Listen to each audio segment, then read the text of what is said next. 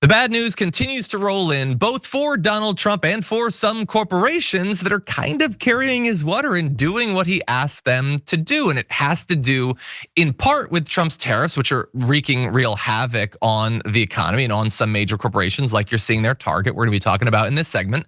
But also those corporations, because he came in and said DEI is done, we're not doing it anymore.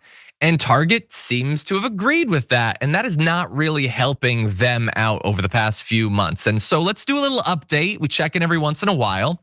Sales at Target fell more than expected in the first quarter. Everybody knew it was gonna be tough times, but it's even tougher for Target. And the retailer warned they will slip for all of 2025 as its customers worried over the impact of tariffs in the economy, pull back on spending.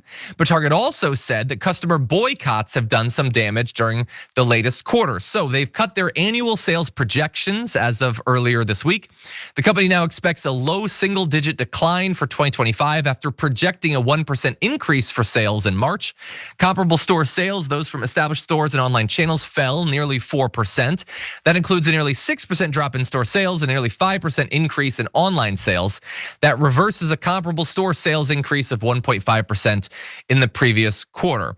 And I believe this is as of yesterday, they dropped about 3.5% as a result of the bad news that they were announcing. So it didn't help out their stock price literally at all, bringing them to just shy of a 40% loss in the last 365 days, which, look, it's been rough for the stock market generally, but particularly for Target. I mean, a 40% loss in the last year, that's like Tesla numbers that they're experiencing right now.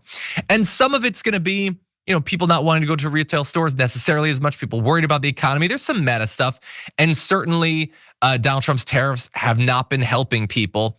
But we know that Target has been one of those big manufacturers that has been targeted by, pun intended, a lot of these boycotts that we've been reporting on. And that really does seem to be hurting their ability to bounce back from this. Other retailers are down, but not down nearly as much because they haven't gone so far out of their way to stick their thumb in the eye of people who used to be committed shoppers. And it really feels like Target had a couple of years of people who didn't necessarily shop at Target at all, posting TikToks about how furious they were that they saw like a pride section, and Target has massively overcorrected in wanting to reassure conservatives that they don't give a damn about anyone who isn't white and straight. They seem to have turned off people who were enthusiastic shoppers. And just as a business strategy, like, I'm not a businessman, you don't have to listen to me, but you can look at their sales, you can look at their stock price. This doesn't seem like a great strategy that they've been pursuing.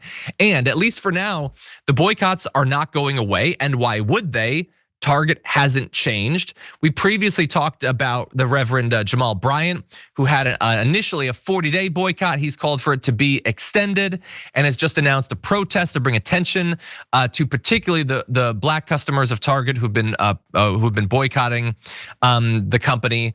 And so when you're not doing anything to win these people back over, I don't know why. Look, we have people in the chat saying, they used to go to Target. I love Target. There's Targets everywhere.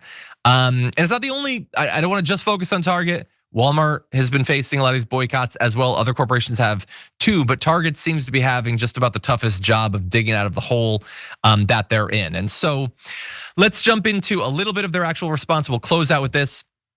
Target is intensifying efforts to entice customers who are nervous about the economy and inflation. They say they're offering 10,000 new items starting at $1, with the majority under 20.